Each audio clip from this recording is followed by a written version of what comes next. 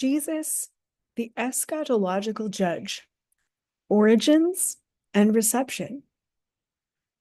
Where did Christianity get the idea of Jesus coming back specifically to judge? It turns out it's a little bit more complicated than people might think. But first, what is eschatological? Eschatology means, to use John Collins' definition, talk about the end. Or to use James McGrath's definition, what a person or group believes about the end times. It's from a Greek word, eschatos, that means last, final, latest, last thing in a series, end thing, etc. So we have a lot of different, maybe conflicting pictures of Jesus down through time and even within the New Testament.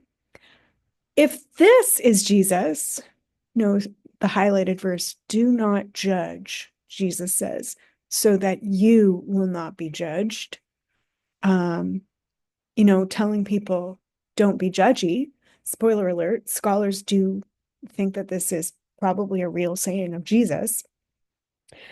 Then how can this be Jesus, the final judge, returning on the last day to, send people to hell or heaven? Activity number 1, as we go into this, pause the video for about 30 seconds, 60 seconds, a minute or so, and just reflect on what images come to mind when you think of the following phrases: the second coming, Jesus, the cosmic judge, the last judgment, judgment day, kingdom come.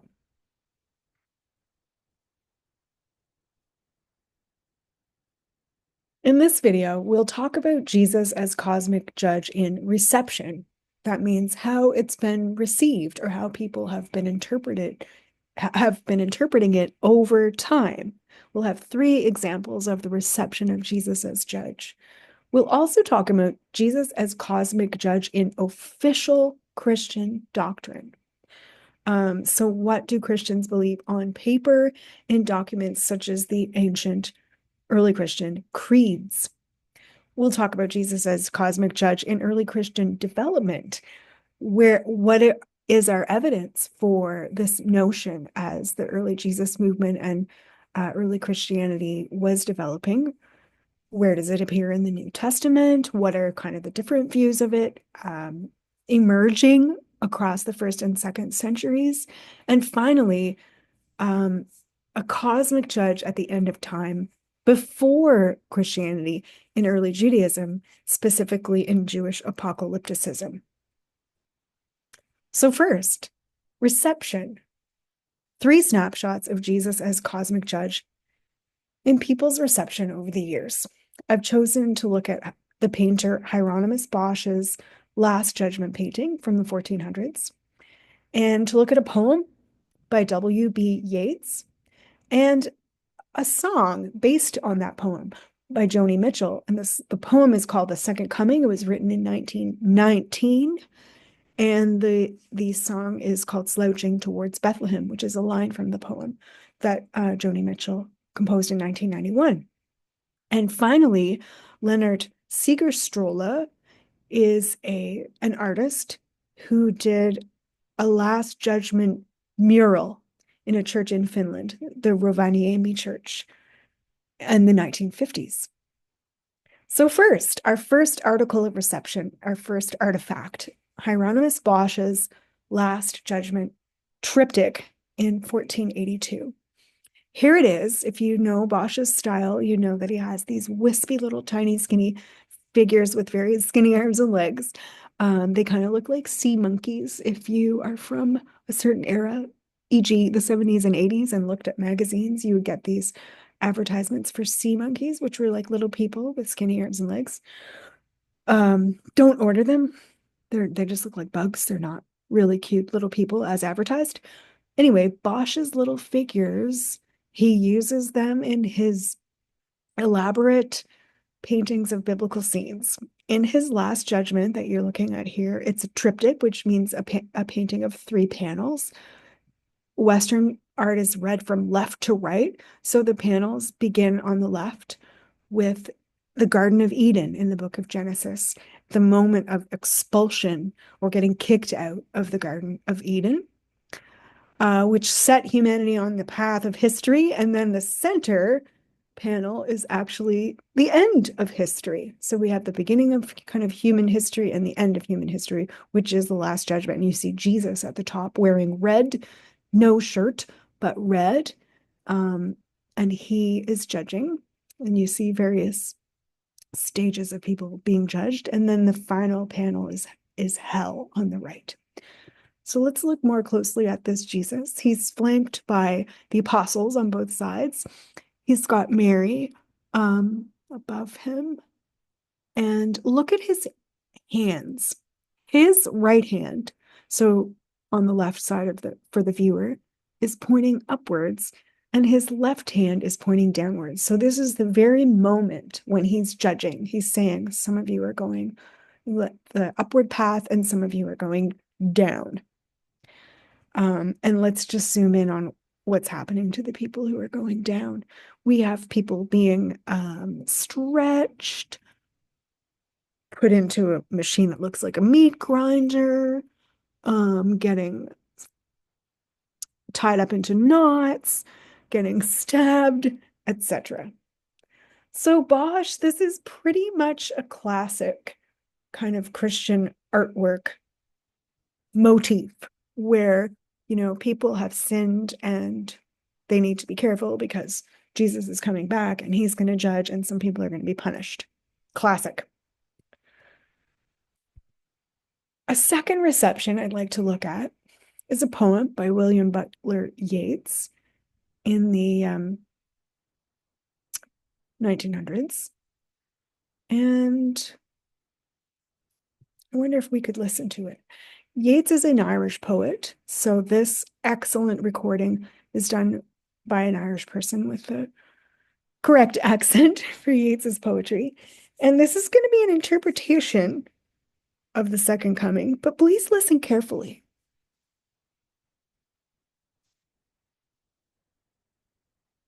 Second Coming by William Butler Yeats. Turning and turning in the widening gyre, the falcon cannot hear the falconer. Things fall apart, the centre cannot hold, mere anarchy is loosed upon the world, the blood-dimmed tide is loosed, and everywhere the ceremony of innocence is drowned. The best lack all conviction, while the worst are full of passionate intensity. Surely some revelation is at hand. Surely the second coming is at hand. The second coming. Hardly are those words out when a vast image out of Spiritus Mundi troubles my sight. Somewhere in sands of the desert, a shape with lion body and the head of a man, a gaze blank and pitiless as the sun is moving its slow thighs, while all about it real shadows of the indignant desert birds. The darkness drops again. But now I know the 20 centuries of stony sleep were vexed to nightmare by a rocking cradle. And what rough beast, its hour come round at last, slouches towards Bethlehem to be born.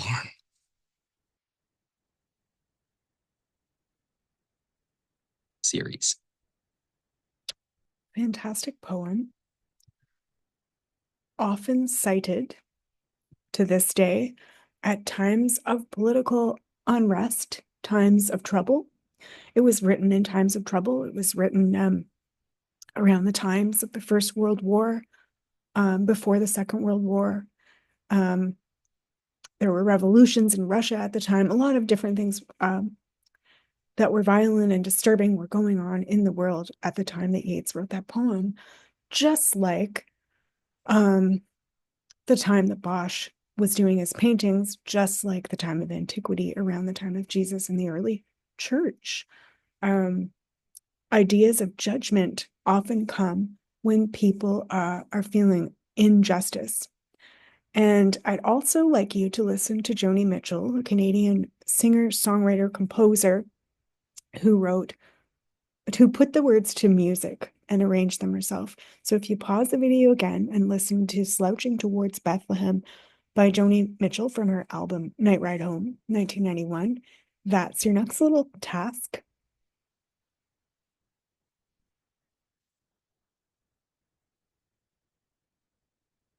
And the third article of reception of cosmic judgment at the end of time is the painter artist Seeger Strolla, The Fount of Life, painted in 1951. Here is the painting. It's a mural. It is really big. It's in a church in Finland, in Rovaniemi. It's a fresco, I guess, rather than a painting. Painted in 1951. So think about the timing of Yeats's poem and think about the timing of this mural. Here's how it looks in the wider church. It's quite striking. Almost looks 3D. It's quite amazing with the lighting. Let's look a little bit closer.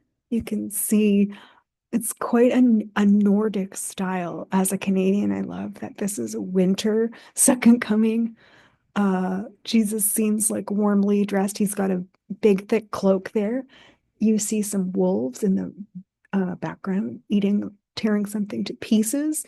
And you see his hands very similar to in Bosch's painting. One is outstretched upwards and one is facing downwards. So this binary idea of judgment, it's not the idea of purgatory or like Sheol or the murky underworld or like resting in peace. It's a strong binary in most kind of conceptions of the final judgment, where there's punishment and there's reward. So some people on the right-hand side here are like upset about this final judgment happening. So for the context of this mural, Rovaniemi, the town, was actually scorched to the ground with almost nothing remaining except a few chimneys in 1944 by the Nazis, the Germans. And just a few years later, basically 5 years later, the town was being rebuilt. This beautiful new church was rebuilt. And this 14-meter high fresco, it was finished in 1951. So all of these three receptions I've chosen all take on and repeat some aspects of the official Christian doctrine of the second coming and the last judgment that we see in documents such as the creeds. By the time of the revised Nicene Creed in 381 CE in Constantinople, which was agreed upon by both the Eastern and the Western Church, so all of Christianity at the time agreed, a last judgment is definitively sealed into Christian doctrine. And it occurs in the 5th century, still popular Apostles' Creed as well. And all of them, the first Nicene Creed in 325, the second revision of it, the Apostles' Creed, and various other early Christian documents that try and set sort of teachings into writing, they all have some formulation that sounds something like this. He will come again, so it's talking about Jesus, will come again in glory to judge the living and the dead, and his kingdom will have no end. A bunch of things that we see in bits and pieces throughout the New Testament have all conflated here. Second coming, Jesus coming back, that is here. Jesus judging, that is here. Jesus being the judger, that is here. Both living people and people who have previously died, that is here, and a final kingdom, that is here as well. And all of this in the creeds is all Jesus. Jesus returns, he returns to judge, and he rules as king.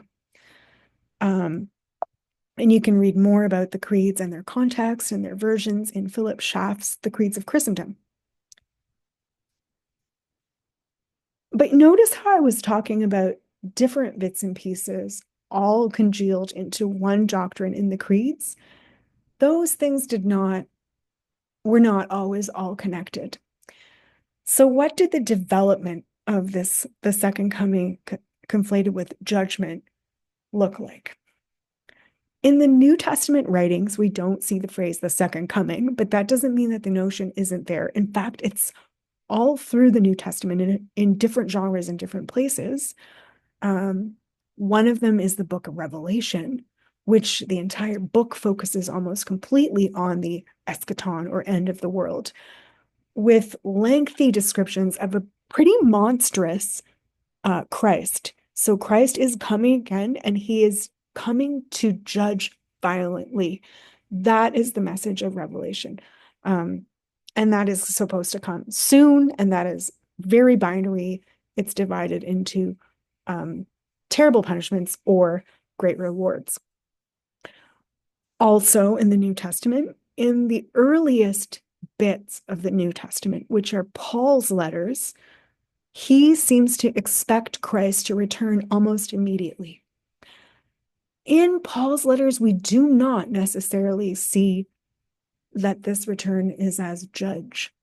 If you read the 7 letters of Paul that all scholars agree are genuinely Paul, so quite early, like the 50s and 60s, you will see him looking forward to Christ's return to save, but not necessarily to judge. Other books in the New Testament, like the pastoral epistles, the letter to the Hebrews, First Peter, they often all talk about Christ's arrival, parousia, appearance, manifestation, return, etc. But all of the different mentions of Christ returning are not necessarily, they don't reflect people expecting the exact same thing. Here are some examples. 1 Corinthians 1:7, Paul says, wait for the revealing of our Lord Jesus Christ. So he definitely thinks something's coming up, wait for it, but he doesn't say, cosmic judge, end of time is going to be Jesus yet. 1 Corinthians 15, several chapters later, a little more of an explanation. As all die in Adam, so all will be made alive in Christ, but each in its own order. Christ, the first fruits, then at his coming, those who belong to Christ. Then comes the end when he hands over the kingdom to God the Father. So here is Paul probably trying to explain why somebody was resurrected from the dead, but the world didn't end, because Jewish expectations of the resurrection was that it was a time, it was the end. The resurrection was a way of talking about the eschaton, the end. And so people believed that Christ had resurrected. Paul believed Christ had resurrected, but then people were like, well, where is the end of the world? So Paul is straddling like 2 different ages. He's straddling the before time and the resurrection time. And he's trying to reassure people, like, don't worry, Christ is just like the beginning and that like the first fruit of the harvest, but then it is harvest time, but the different fruit's going to ripen as it goes along. But we still don't see Jesus as the judge here. He resurrects first, then he comes back, and those who belong to him also resurrect, and then is the eschaton, which is the final judgment, and he hands over the kingdom to God the Father. So that's not necessarily Jesus doing any judging. He's just doing some saving there. And that's repeated in the letter to the Hebrews, which says, so Christ, having been offered once to bear the sins of many, will appear a second time, not to deal with sin, but to save those who are eagerly waiting for him.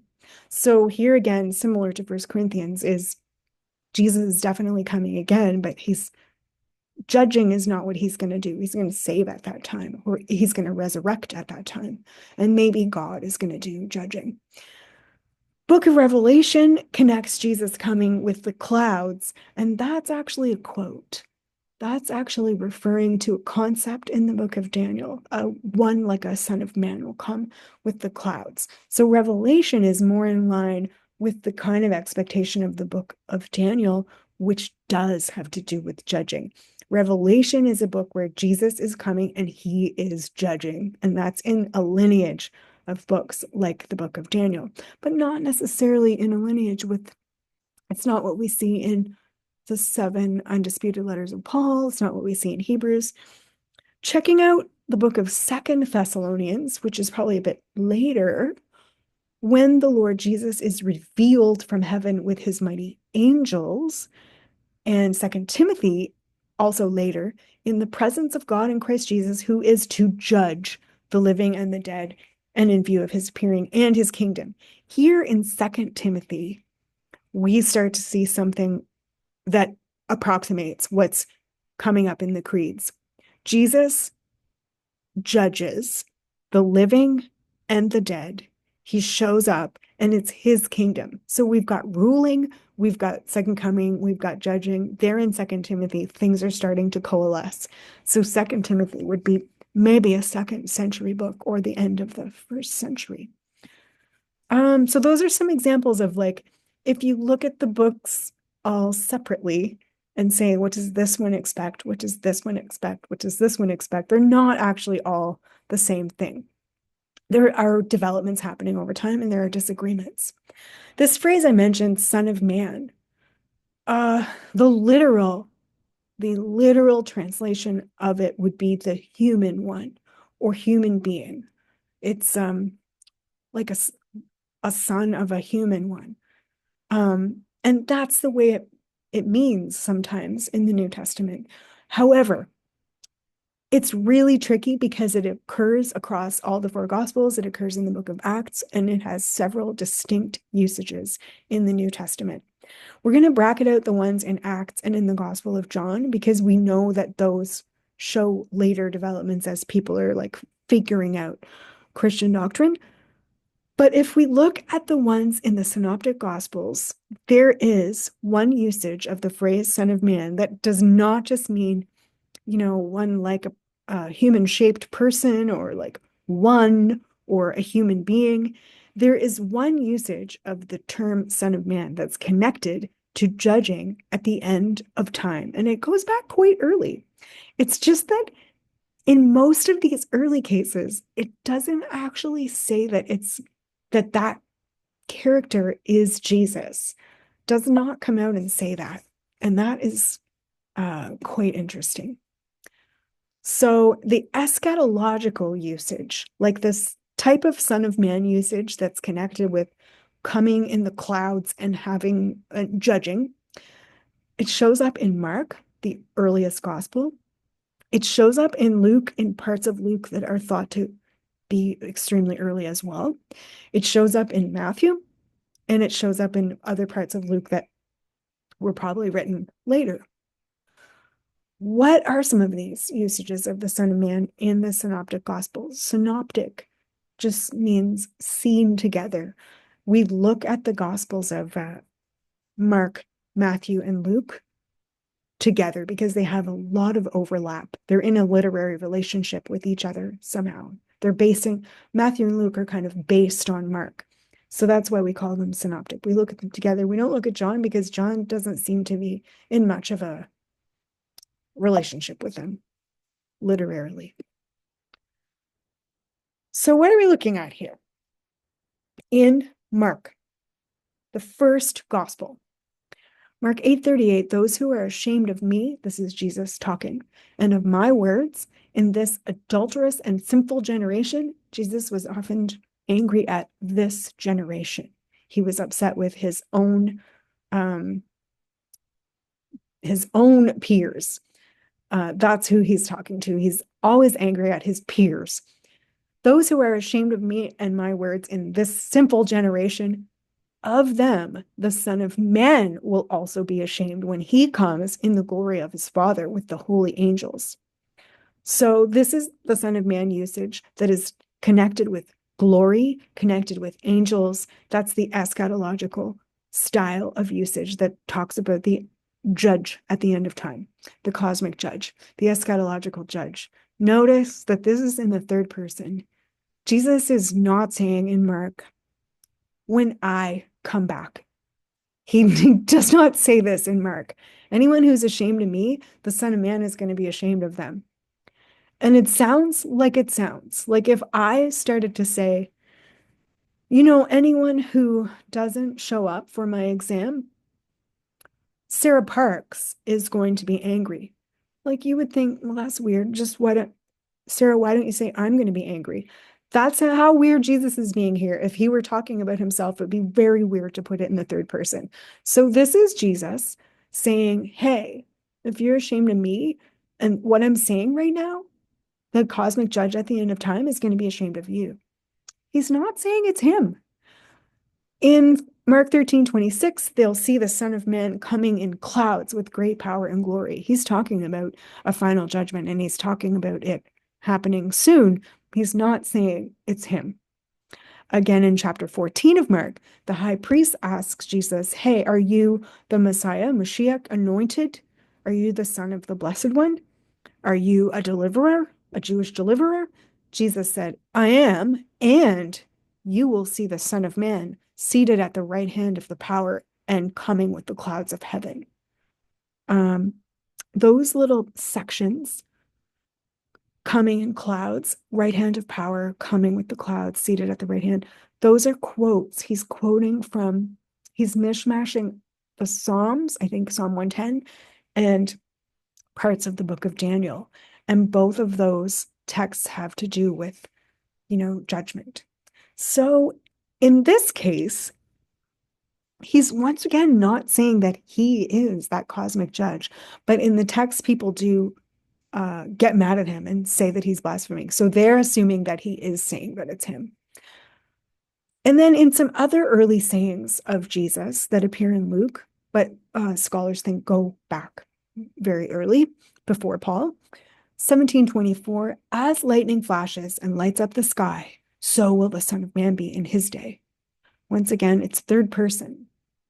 And 1726, just as it was in the days of Noah, so it will be in the days of the Son of Man. And what he means by the days of Noah is like everything's fine, people are having a great time, and suddenly, boom, the whole area is destroyed in a flood. Same with the Son of Man. Everything's fine, everyone's having a great time. Boom, Son of Man, cosmic judge comes.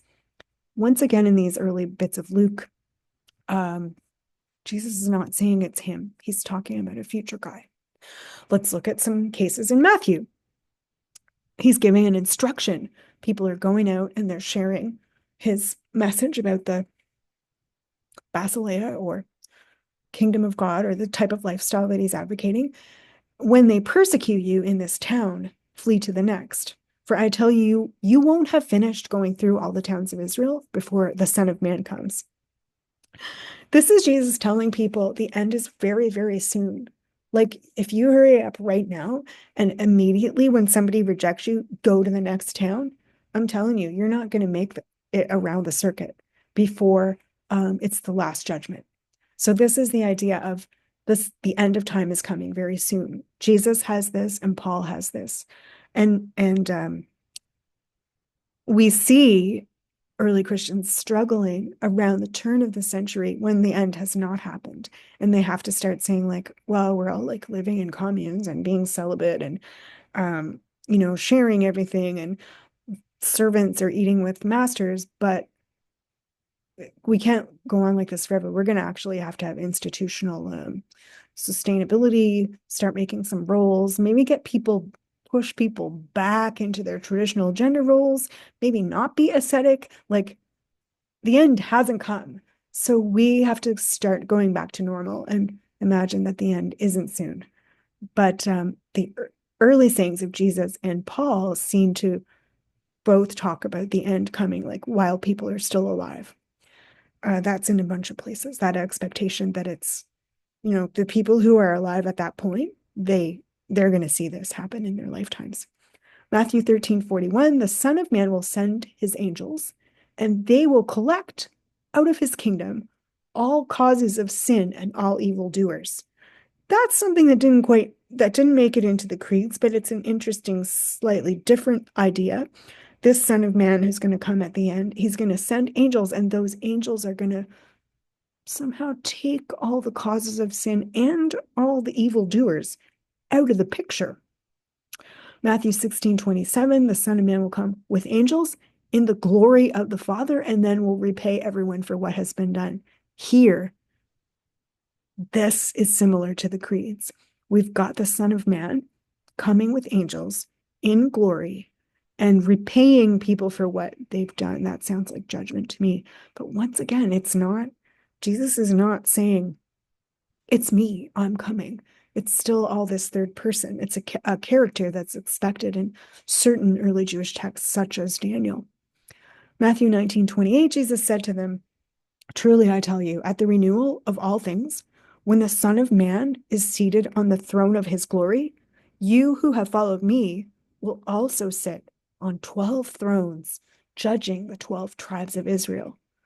So here's a concept. Judging is something that happens in the future after the end of time. But it's more like the job description of judge, like in the ancient books of judges, people like Deborah, who more like adjudicate people as they live and sort of decree on like, this is what we should be doing. So that's interesting. Different people in the community all get to participate in judging in a new kingdom that's set up by the Son of Man, which once again, it doesn't really say it's him. And then there's another really important, lengthy kind of story in Matthew. Matthew 25 is the story of the sheep and the goats that Jesus tells. And it's about the Son of Man again. And the Son of Man is judging again. When the Son of Man comes in his glory and all the angels with him, see how that is a recurring trope. Son of Man, glory, angels. When you see those things mishmashed together, it's the eschatological idea of the Son of Man. Then he'll sit on the throne of his glory, just like in the creeds. This is all melded. Son of Man, glory, and throne. So a kingdom. So the Son of Man is ruling, as in the creeds. All the nations will be gathered before him. So everybody.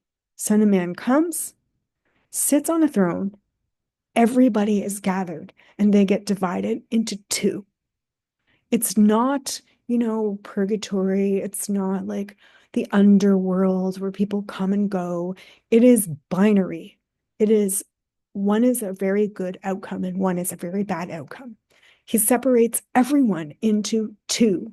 And the picture, the symbol used is sheep and goats. The sheep are going on the right hand. Well, that's good. Symbol of right hand is good. Goats on the left. Then the king, so this is a judge and king. So that's conflating the roles of judging and ruling. The king will say to those at his right hand, come, you who are blessed by my Father, inherit the kingdom prepared for you. For I was hungry, and you gave me food. I was thirsty, and you gave me something to drink. I was a stranger, and you welcomed me. I was naked, and you gave me clothing. I was sick, and you took care of me. I was in prison, and you visited me. That's it. That is how they're divided. This is who gets rewarded. Feeding, giving drink, welcoming, clothing, taking care of sick, visiting those in prison. That's it. That's the whole rule this is what you do to get on the good side. And then all the righteous people will be like, what, sir, when did we see you hungry and feed you? Like, when did all of this happen? We have no recollection of this. Like, this is our first time seeing you. And the king says, well, I'll tell you the truth, just as you did it to one of the least of these brothers and sisters of mine, You did it to me. So who knows what does brothers and sisters mean? The king's brothers and sisters are the people that needed to be treated well, and especially the least of them. So perhaps those on the lowest kind of level of society that are among this group of brothers and sisters. So it was as though they were behaving to the king when they fed a hungry person. And then, spoiler alert, this gets nasty. He turns to those on his left hand, the goats, and he tells them that they are accursed and they are going into an eternal fire prepared for the devil and his angels. So this is an interesting tidbit. There's an eternal fire prepared for the devil and his angels. Why are they going there? I was hungry and you didn't feed me. I was thirsty and you didn't give me something to drink. I had no clothes. You didn't clothe me, etc. And then they will be like, sir, when did we see you hungry and not feed you? Like, this never happened. And he says, oh, I'll tell you the truth. Anytime you failed to do it to one of the least, you failed to do it to me. And then they go into eternal punishment and the righteous into eternal life. A very binary little tale of either wonderful, permanent, great ending or horrific, permanent, fiery ending in Matthew, in the mouth of Jesus. Where did this all come from? Well, it goes way back, long before Jesus, or let's say at least 200 or 300 years before Jesus. There was apocalypticism in Judaism. And the idea of a second coming, the idea of a cosmic judge, the idea of a binary kind of outcome for people, the idea of punishment and reward for deeds on earth, all of those things existed in one strand of Judaism, known as apocalypticism. And how do we know about it? We know about it through apocalypses, which are books, or rather scrolls. Apocalypses are an entire literary genre from ancient Judaism, from the Second Temple period of Judaism. So like the Hellenistic period of Judaism. An apocalypse contains a vision. In fact, the word apocalypse means revealing, lifting a veil, uncovering. It's just like the English word revelation, which means revelation. Not all ancient Jews had this worldview. Not all strands of ancient Judaism were apocalyptic. But those who were composed a number of texts that we still have to this day. And from those texts, we gather certain things that they believed. They believed very dualistically. Famously, the Israelites or ancient Hebrews, ancient Israel, and then later Jews, they were in a part of the world that was constantly dominated by one empire after another. Egypt, Assyria, Babylon, the Persians, the Greeks, the Seleucids, or the Romans. It was, empires rose and fell. And it was very, very rare little blips of time when Israelites and later Jews were sovereign. So one of the empires that had taken over Judaism, taken over, the whole part, the entire ancient Mediterranean world, including all the Jews inside of it, was the Persians. And they were really, as Zoroastrians, very interested in linear time, life after death, the end of the world, and reward and judgment, reward and punishment, angels and demons. That was really part and parcel of their worldview. And after the Persian period, the Persians were very gracious to Jews, and they kicked off the Second Temple period by letting Jews come back from the Babylonian exile and helping to fund the rebuilding of the temple, or the second Jewish temple in Jerusalem. So Persians were highly influential on Jews, and after the Persian period is when Jews suddenly get afterlife and reward and punishment and end of the world and linear, like moving toward end of the world, etc., etc. So highly influenced by Zoroastrianism, the apocalyptic strand of early Judaism also believed in dualism, good and evil, light and dark, sheep and goats, angels and demons, all of that. They believed in teleology, a teleological view of time. A telos is an end, a goal. So teleological time means time going in a straight line. It's linear, it's not cyclical, and it is hurtling toward an end when time is over.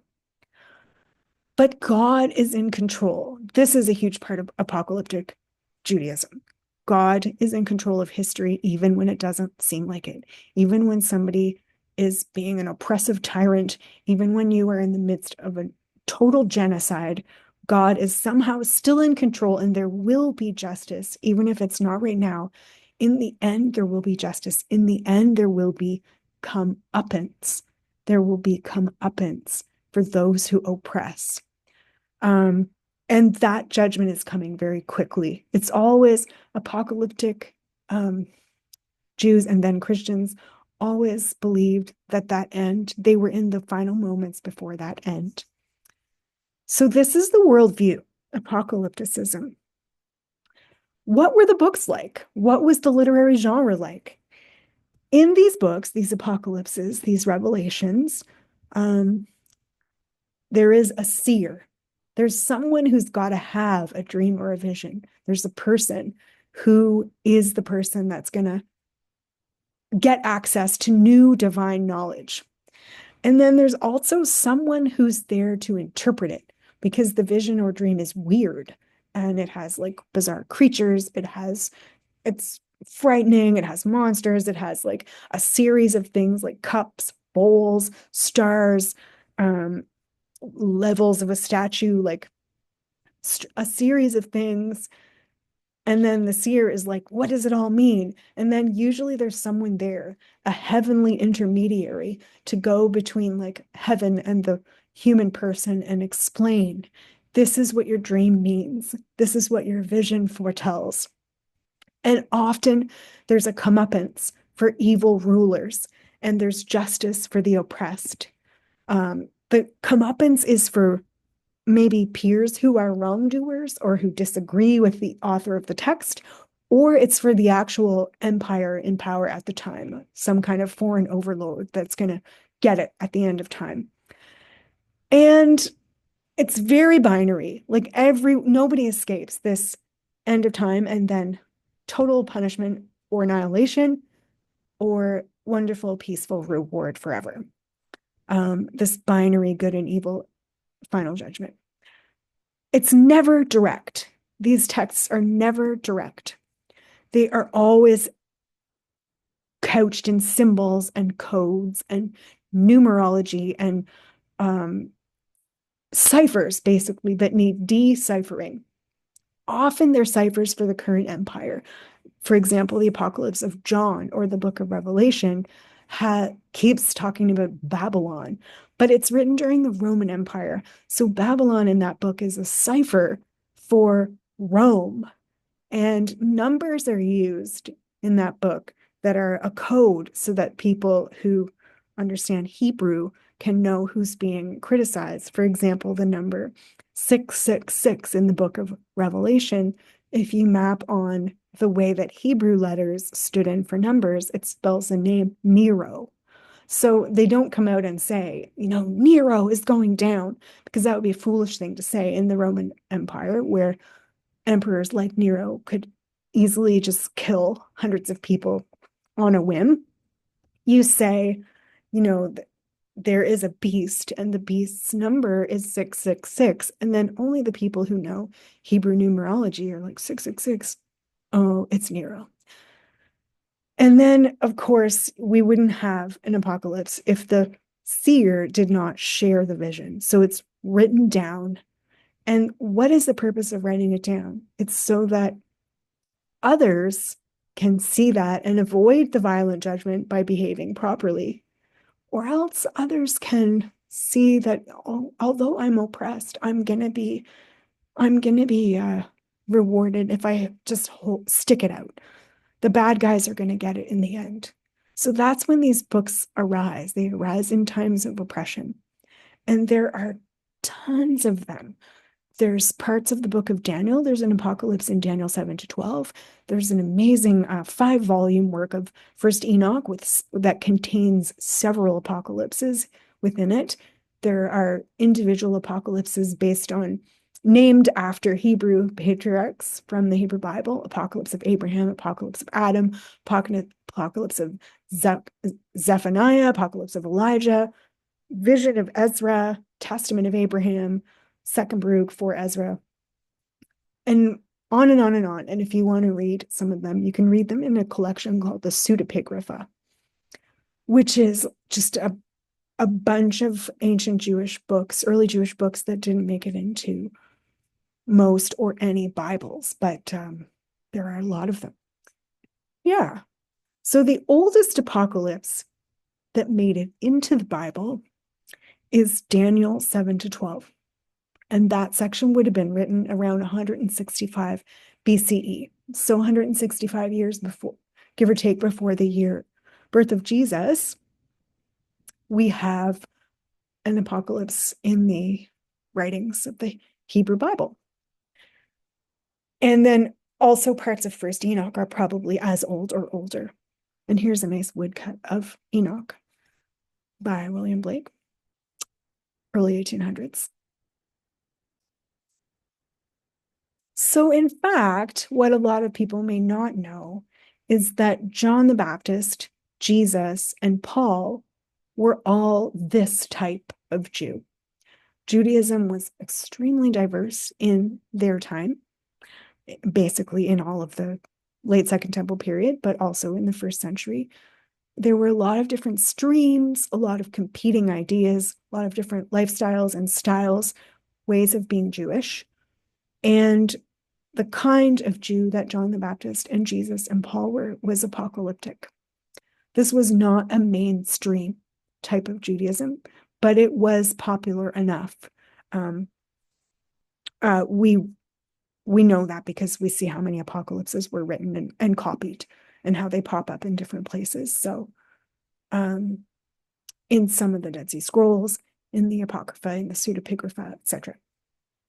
So yeah, it's really important for Christology and for the New Testament that Jesus himself was this kind of Jew that expected a coming judgment at the end of time. And it was very binary, very judgy. There's sheep and there's goats.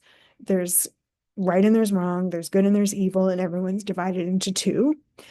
Now, none of these people wrote an apocalypse, although Jesus kind of told apocalyptic stories, but we know that they had an apocalyptic worldview because of their teachings. They're shot through with apocalyptic beliefs. And however, other early Christians did write apocalypses, the most famous of which is probably the book of Revelation. In fact, some people probably only know this one apocalypse because it made it into the New Testament. And it was placed last in the New Testament, even though it was probably written pretty early. One of the earlier ones. So Revelation is a translation of the word apocalypse. It's called the Apocalypse, or the Apocalypse of John. And it's the only full book-length apocalypse in the New Testament. Here's Hieronymus Bosch's little zoomed-in close-up in one of his works that shows John having his vision on the island of Patmos. And let's think back to when we were looking through the Gospels. Remember Matthew 25? Jesus tells that story of the sheep and the goats. That's actually a little apocalypse. The parable of the sheep and the goats is actually the apocalypse of the sheep and the goats. Which brings us to another activity.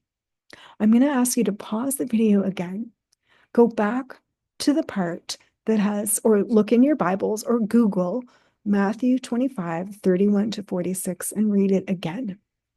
But this time, keep in your mind the definitions of an apocalyptic worldview and the literary traits of an apocalypse and compare them with Jesus' sheep and goats apocalypse again. And one final thing we should mention again after talking about Jewish apocalypticism before Jesus is that Son of Man phrase.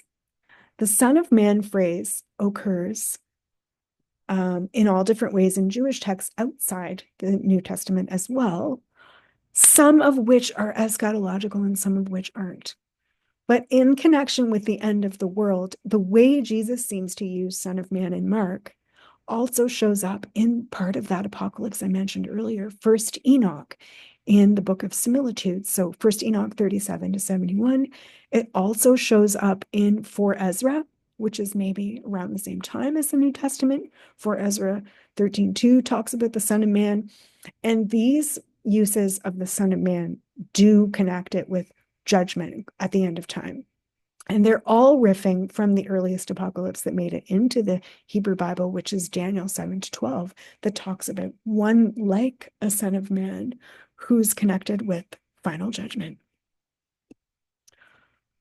So where does all of this leave us?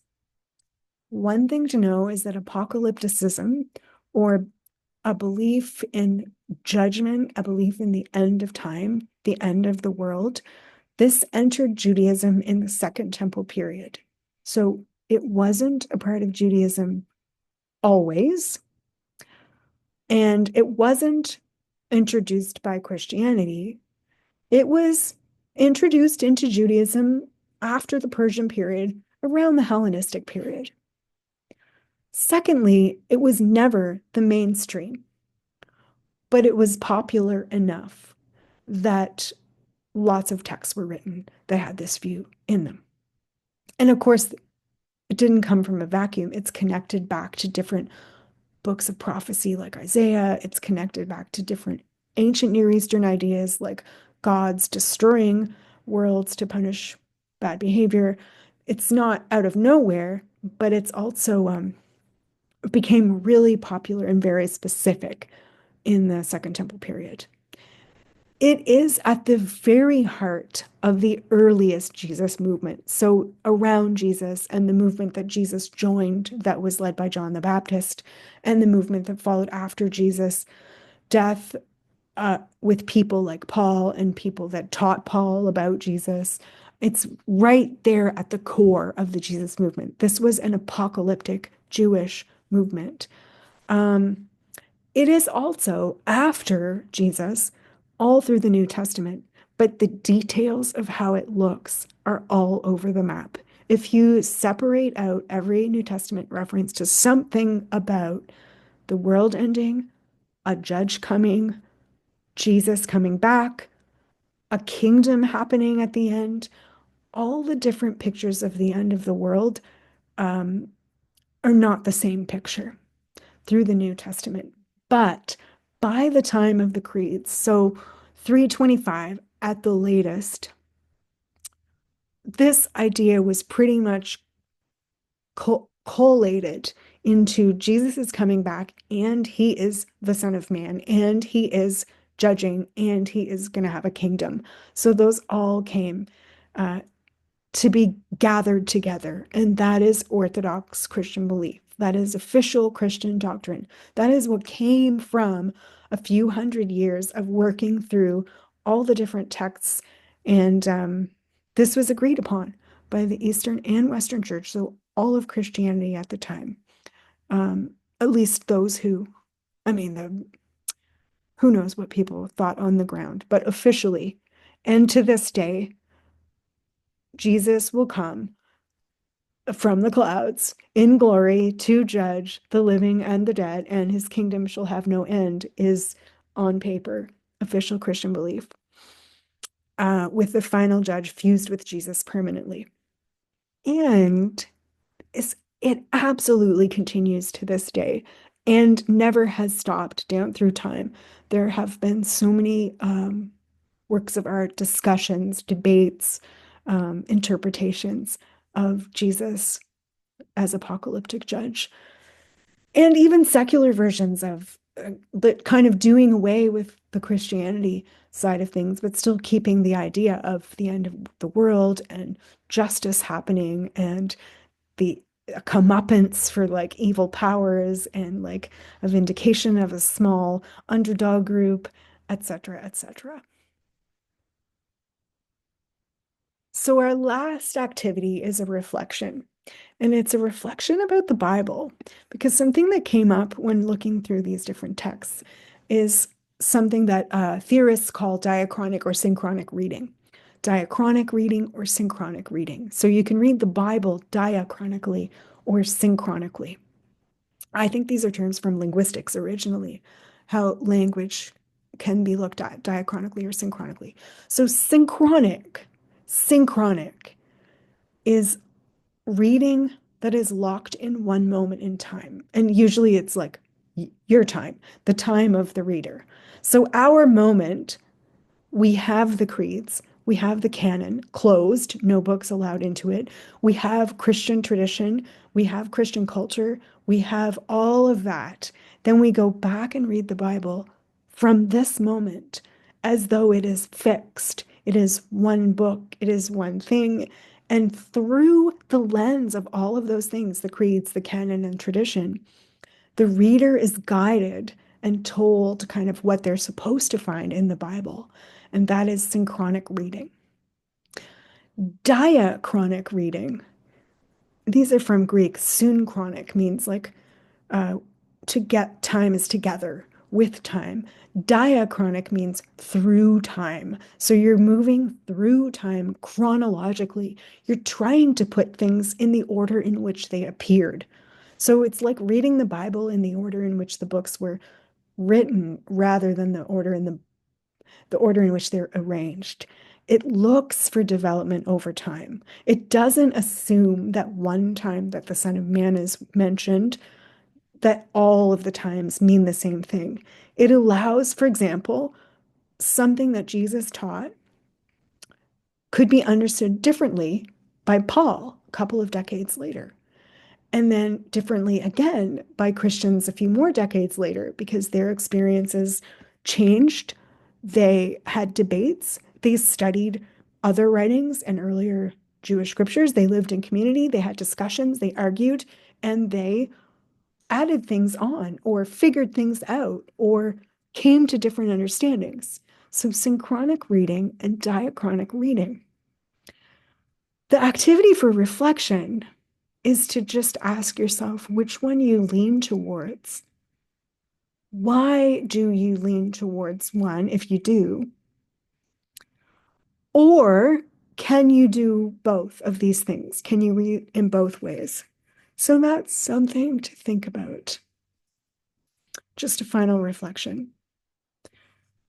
The sources I used to compile this video, in addition to the primary texts of the creeds and the New Testament and other ancient Jewish writings, were the Oxford Handbook of the Synoptic Gospels, edited by Steve Ahern Kroll, John J. Collins, in his Dictionary of early Judaism, his article on eschatology, Jacqueline Hidalgo's lovely Bible Odyssey page. Bible Odyssey is a website provided as a free service by the Society of Biblical Literature. It's a bunch of web articles written by scholars for the use of professors and teachers and ministers and priests in classrooms, really easily written. So Jacqueline Hidalgo wrote, "What is an Apocalypse?" Gail O'Day's discussion of the Gospel of John in the Women's Bible Commentary. James McGrath's amazing article, Dead Men Walking, in his completely must have little book, The A to Z of the New Testament. John Painter's article called Judgement in the Encyclopedia of Early Christianity.